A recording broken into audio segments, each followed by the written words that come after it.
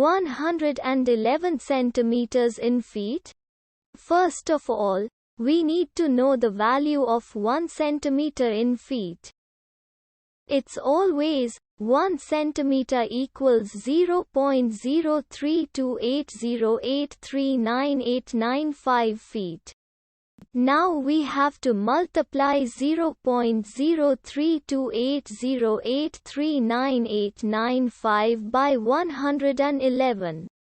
Therefore, 111 centimeters times 0.03280839895 feet equals 3.6417322835 feet.